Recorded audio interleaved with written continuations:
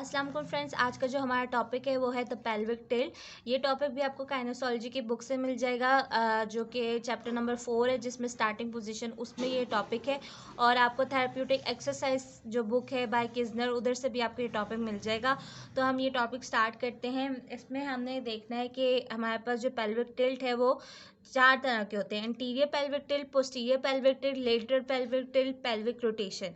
ठीक है, अब जो पेल्विक टिल्ट होता है उसमें क्या होता है कि हमारे पास जो नॉर्मल पेल्विक टिल्ट की अगर मैं बात करूं तो क्या होता है कि हमारा जो पेल्विस है, पेल्विस जो होता है वो 3 तरह की बोन से मिलके बना होता है। एक तो हमारे पास होता है हिप बोन, हमारे पास होती है सैक्रम, कॉक्सिक, ये 3 तरह की बोन से मिलके पेल्विस बनता है। ठीक है, अब इस पेल्विस जो बोन है इसके साथ हमारे पास स्पाइन भी ऊपर अटैच है और नीचे से हमारे पास फीमर भी अटैच है जो कि हिप जॉइंट बना रही है। ठीक है, अब क्या है कि जब फीमर जो पेल्विस है जब वो पेल्विस रोटेट करेगा या उसकी पेल्विस की मोशन होगी तो स्पाइन पे भी मोशन होगी और जो फीमर उसके साथ अटैच है उस पर भी मोशन होगी। या तो मैं ऐसे भी कह सकती हूँ, अगर फीमर रोटेट करेगी या मोशन उस पर होगा तो क्या होगा कि पेल्विस भी उसके साथ रोटेट करेगा। तो उसको स्टेबलाइज करने के लिए, पेल्विस मोशन को स्टेबलाइज करने के लिए हमारे पास जो होते हैं मसल्स होते हैं, हमारे पास हिप के जो मसल्स होते हैं वो उसको स्टेबलाइज करते हैं। ठीक है, अब इस पेल्विस की मोशन को स्टेबलाइज करने के लिए कि उसको क्या होता है कि हिप मसल्स जब हमारे पास कॉन्ट्रैक्ट हो रहे होते हैं, ठीक है, अब जो चीज़ हमारे पास कॉन्ट्रैक्ट हो रही होती है उसकी तरफ मोशन हो रही होती है। ठीक है, जैसे कि अगर मैंने बाइसेप अपने कॉन्ट्रैक्ट किए हैं तो मेरा जो आर्म है, फोर आर्म है, वो फ्लेक्स होगा, फ्लेक्शन में जाएगा। ठीक है, अब इस तरह अगर हिप के मसल्स कॉन्ट्रैक्ट करेंगे तो हमारी जो पेल्विस है वो टूवर्ड्स द जो है उस जिधर कॉन्ट्रैक्शन हुई है, अगर कॉर्ड्स जो हैं वो कॉन्ट्रैक्शन कर रहे हैं तो हमारे पास फ्लेक्शन में जाएगा हिप। इस तरह अगर हैमस्ट्रिंग जो है वो एक्सटेंड कर रहे हैं तो हमारा हिप पेल्विस जो है वो एक्सटेंशन में जाएगा। ठीक है, अब क्या होता है, अब जो हिप मसल्स हैं या हिप जो फ्लेक्सर्स हैं, अगर वो कॉन्ट्रैक्ट हो रहे हैं उसकी वजह से जो मोशन हो रही है पेल्विस में, अगर वो ज़्यादा हो जाए, उस एक्सेसिव मोशन को प्रिवेंट करने के लिए हमारे पास ट्रंक के मसल्स होते हैं, मतलब एब्डोमेन के मसल्स जो कि उसको स्टेबलाइज कर रहे होते हैं। इसीलिए पेल्विस जो होता है वो हमारे पास नॉर्मल कंडीशन में स्टेबलाइज होता है। लेकिन अगर इन मसल्स में, हिप मसल्स या एब्डोमेन के जो मसल्स हैं, अगर इनमें से कोई भी इम्बैलेंस हो जाए इन मसल्स में, तो क्या होता है, हमारे पास ये 4 जो होते हैं चीज़ें हो सकती हैं। इंटीरियर पेल्विक टिल्ट हो सकता है, पोस्टीरियर पेल्विक टिल्ट हो सकता है, लेटरल पेल्विक टिल्ट हो सकता है, पेल्विक रोटेशन हो सकती है। ठीक है, अब हम बात करते हैं कि हम इस पेल्विक टिल्ट को मेजर कैसे करेंगे। हम 3 तरीक़ों से मेजर कर सकते हैं। एक तो लंबोसैक्रल एंगल से मेजर कर सकते हैं। हम क्या करते हैं कि एक इमेजिनरी लाइन ड्रॉ करते हैं और वो इमेजिनरी लाइन जो होती है वो ड्रॉ हम इस तरह से करते हैं कि हमारे पास जो लंबोसैक्रल जो रीजन होता है वहाँ से लेकर सिम्फाइसिस प्यूबिस होता है वहाँ तक हम एक इमेजिनरी लाइन ड्रॉ करते हैं और हॉरिजॉन्टल जो एंगल, हॉरिजॉन्टल लाइन के थ्रू हम उस एंगल को मेजर कर लेते हैं। जैसे कि आप इस पिक्चर में देख रहे हो कि आपको ये हॉरिजॉन्टल लाइन नज़र आ रही होगी और एक लंबोसैक्रल एंगल जो होगा वो आपको नज़र आ रहा होगा, एक इमेजिनरी लाइन ड्रॉ हुई है, उसको हम लंबोसैक्रल एंगल कहते हैं। ठीक है, ये एंगल जो नॉर्मल होगा 50 या 60 हो सकता है। ठीक है, अगर इससे ज़्यादा या कम हुआ तो हमारे पास क्या होगा कि मसल इम्बैलेंस हो सकता है, इंटीरियर पेल्विक टिल्ट हो सकता है, पोस्टीरियर पेल्विक टिल्ट, कुछ भी हो सकता है अगर इससे ज़्यादा या कम हुआ। ठीक है, अब हम देख लेते हैं वर्टिकल लाइन। वर्टिकल लाइन के थ्रू भी हम इसको मेजर कर सकते हैं। इस तरह कर सकते हैं कि हम वर्टिकल लाइन जो हमारे पास इंटीरियर सुपीरियर इलिक स्पाइन होता है वो, और जो सिम्फाइसिस प्यूबिस होता है, वो हम देखेंगे कि वो दोनों जो हैं वो वर्टिकल लाइन में है कि नहीं। जैसे कि ये हमारे पास इंटीरियर सुपीरियर इलिक स्पाइन है और ये हमारे पास सिम्फाइसिस प्यूबिस है, तो हम इधर एक लाइन ड्रॉ करके देख लेते हैं कि ये वर्टिकल है। अगर ये वर्टिकल लाइन बन रही है तो हम कहते हैं कि नॉर्मल है। ठीक है, अब थर्ड है पेल्विक इंक्लाइनोमीटर। एक इंस्ट्रूमेंट है इंक्लाइनोमीटर, उससे हम ये मेजर कर सकते हैं।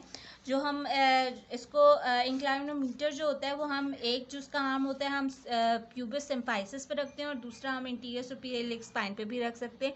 ठीक है, लेकिन ये थोड़ा मुश्किल हो जाता है प्यूबिक सिम्फाइसिस पे रखना, तो हम क्या करते हैं कि इंटीरियर सुपीरियर इलिक स्पाइन पर रखते हैं और दूसरा हम पोस्टीरियर सुपीरियर इलिक स्पाइन पर रखते हैं, जैसे कि आपको इस पिक्चर में नज़र आ रहा होगा।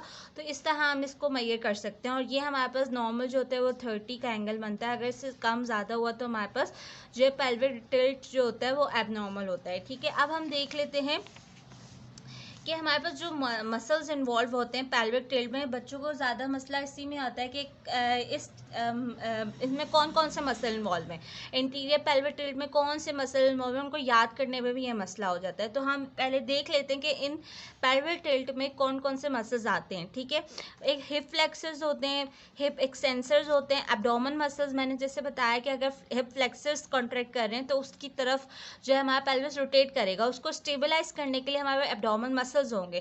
یا تو اگر ہپ ایکسٹینسرز کانٹریکٹ کر رہے ہیں تو اس کو اسٹیبلائز کرنے کے لیے ہمارے پاس ایبڈومن مسلز ہوں گے. اور فورتھ جو ہے وہ بیک ایکسٹینسر مسلز ہوتے ہیں جن کو ہم تھوریکو لمبر ایکسٹینسرز کہتے ہیں. ٹھیک ہے، پہلے ہم دیکھ لیتے ہیں کہ انٹیریئر پیلوک ٹلٹ کیا ہوتا ہے، پھر ہم ان مسلز کے بارے میں دیکھیں گے کہ کون سے مسلز جو ہیں اس میں انوالو ہیں اور کن کا امبیلنس ہوا ہے. ٹھیک ہے، اب انٹیریئر پیلوک ٹلٹ کو ہم فارورڈ ٹلٹنگ بھی کہتے ہیں، پوسٹیریئر پیلوک ٹلٹ کو ہم بیکورڈ ٹلٹنگ کہتے ہیں. ٹھیک ہے، اب انٹیریئر پیلوک ٹلٹ میں کیا ہوتا ہے کہ اینگل آف پیلوس جو ہوتا ہے وہ انکریز ہو جاتا ہے. ہم نے اینگل آف پیلوس میں نے آپ کو پیچھے بتایا کہ جس طرح ہم میجرمنٹ کرتے ہیں پیلوک ٹلٹ کی، دو طرح سے ہم اس کے اینگل کو میجر کر سکتے ہیں، لمبو سیکولر اینگل اور ایک انکلائنومیٹر کے ذریعے ہم اینگل کو میجر کر سکتے ہیں. اگر یہ اینگل جو ہے اگر زیادہ ہوا تو کیا ہوگا، انٹیریئر پیلوک ٹلٹ. اگر یہ اینگل کم ہوا تو ہوگا پوسٹیریئر پیلوک ٹلٹ. ٹھیک ہے، یہ اس کی ایگزیکٹ ڈیفینیشن نہیں ہے کہ angle of pelvic tilt increase ہوگا تو اس کو انٹیریئر پیلوک ٹلٹ کہتے ہیں، لیکن اگر آپ لکھنا چاہو تو لکھ سکتے ہو. اس کو جو ایکسپلین آپ نے کرنا ہے وہ آپ نے اپنے پیپر میں ضرور کرنا ہے کہ انٹیریئر پیلوک ٹلٹ میں ہوتا کیا ہے. ٹھیک ہے، اگر آپ یہ لکھ دو کہ اینگل آف پیلوس انکریز ہوتا ہے، پیلوک ٹلٹ انکریز ہوتا ہے، تو آپ کو ہرگز مارکس نہیں ملیں گے. آپ نے اس میں ضرور لکھنا ہے کہ انٹیریئر پیلوک ٹلٹ میں ہوتا کیا ہے یا پوسٹیریئر پیلوک ٹلٹ میں ہوتا کیا ہے. انٹیریئر پیلوک ٹلٹ میں کیا ہوتا ہے کہ ہمارے پاس جو ہوتی ہے انٹیریئر سپیریئر ایلیک اسپائن جو ہوتی ہے وہ فارورڈ موو کرتی ہے، انٹیریئرلی موو کرتی ہے اور انفیریئرلی موو کرتی ہے. ٹھیک ہے، نیچے کی طرف موو کرتی ہے اور ایک انٹیریئرلی موو کرتی ہے. ٹھیک ہے، اور جو ہمارے پاس پوسٹیریئر پیلوک ٹلٹ ہے اس میں posterior superior iliac spine پوسٹیریئرلی move کرتی ہے اور انفیریئرلی موو کرتی ہے. جیسے کہ آپ اس پکچرز میں دیکھ رہے ہو کہ ہمارے پاس پہلے انٹیریئر پیلوک ٹلٹ ہے اور پھر ہمارے پاس پوسٹیریئر پیلوک ٹلٹ ہے. ٹھیک ہے، اب جب انٹیریئر، آپ نے یہ بات ضرور لکھنی ہے کہ انٹیریئر سپیریئر ایلیک اسپائن جو ہوتی ہے وہ انٹیریئرلی موو کرتی ہے اور انفیریئرلی موو کرتی ہے، لیکن پوسٹیریئر سپیریئر ایلیک اسپائن جو ہوتی ہے پوسٹیریئر پیلوک ٹلٹ میں پوسٹیریئرلی موو کرتی ہے اور انفیریئرلی موو کرتی ہے. دوسری یہ بات کہ اس میں لمبر اسپائن جو ہوتی ہے وہ ایکسٹینشن میں ہوتی ہے. آپ دیکھ رہے ہو کہ اس کا جو کرو ہے اس طرح کی، ٹھیک ہے، یہ ایکسٹینشن میں جا رہی ہے. لمبر اسپائن ایکسٹینشن جو ہوتی ہے اس کی انکریز ہو جاتی ہے، پوسٹیریئر پیلوک ٹلٹ میں اس کی فلیکشن ہو جاتی ہے. ٹھیک ہے، اس کی فلیکشن انکریز ہو جاتی ہے. ٹھیک ہے، اب ہم مسلس کی بات کر لیتے ہیں کہ کون کون سے مسلس میں انوالو ہوتے ہیں. جیسے کہ آپ دیکھ رہے ہو کہ ہمارے پاس ہم نے 4 مسلس کی بات کی تھی، ہپ فلیکسرز، ہپ ایکسٹینسرز، ایبڈومن مسلز اور بیک ایکسٹینسر مسلز. ٹھیک ہے، اب آپ نے اس طرح اس کو یاد کرنا ہے کہ ہمارے پاس کراس کا نشان بننا چاہیے. ٹھیک ہے، یہ ہمارے پاس کراس کا ایک نشان یہاں پہ یوں کر کے بنانا ہے آپ نے. ٹھیک ہے، اب ہمارے پاس کیا ہوتا ہے کہ آپ دیکھو ہمارے پاس ہپ فلیکسرز مسلز آگے ہوتے ہیں. ٹھیک ہے، جو چیز ٹائٹ اور کنٹریکٹ ہو جائے گی اس کی طرف موشن ہوگی. ٹھیک ہے، اب دیکھو جو ہمارے پاس ہپ فلیکسرز ہیں اگر وہ ٹائٹ ہو جائیں، کنٹریکٹ ہو جائیں تو ہمارے انٹیریئر سپیریئر ایلیک اسپائن جو ہے وہ انٹیریئرلی اس لیے موو کر رہا ہے کیونکہ ہمارے پاس ہپ فلیکسرز جو ہیں وہ ٹائٹ ہو گئے. ٹھیک ہے، ایک تو یہ بات. اس کے جو اپوزٹ مسلز ہیں جو ہمارے بیک ایکسٹینسر مسلز ہیں وہ بھی ٹائٹ ہو جائیں گے. ٹھیک ہے، اب ہپ فلیکسر مسلز ٹائٹ ہیں، اس کے اپوزٹ ہمارے پاس بیک ایکسٹینسر مسلز ہیں وہ بھی ٹائٹ ہو جائیں گے.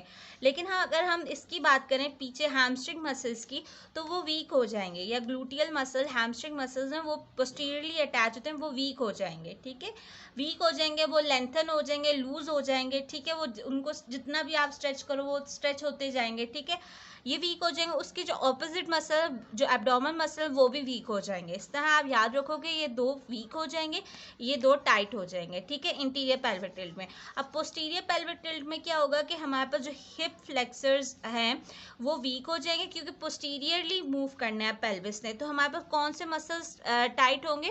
ہیمسٹرنگ اور گلوٹیل مسل ٹائٹ ہوں گے. اس کے جو اپوزٹ ہیں ایبڈومن مسلز وہ ٹائٹ ہو جائیں گے. ادھر ہمارا انٹیریئر پیلوک ٹلٹ میں ویک ہو رہے تھے ایبڈومن مسل، ادھر ٹائٹ ہو جائیں گے. ٹھیک ہے، کیونکہ اس کے اپوزٹ ایبڈومن مسلز ہیں تو یہ ٹائٹ ہو جائیں گے. اب ہمارے پاس ویک جو ہے ایکسٹینسرز بیک کے جو مسلز ہیں ویک ہو جائیں گے، اسی لیے جو ایک کرو ہمارے پاس جو اسپائن ہوتی ہے فلیکشن میں جاری ہوتی ہے. ٹھیک ہے، اور پھر ہمارے پاس جو اس کے اپوزٹ مسلز ہیں ہپ فلیکسز وہ بھی ویک ہو جائیں گے. ٹھیک ہے, یہ آپ نے کراس یاد رکھنا ہے. اس کراس کے ذریعے ہی آپ کو یہ مسلز یاد رہیں گے. اس طرح سے آپ کو پتہ بھی چل جائے گا کون سے مسل انوالو ہوتے ہیں اور کون سے مسل ٹائٹ یا ویک ہوتے ہیں. یہ آج کا ہمارا ٹاپک تھا. اس میں سے کوئی بھی آپ کو سوال پوچھنا ہو تو آپ مجھ سے کمنٹ سیکشن میں پوچھ سکتے ہیں. Thank you so much.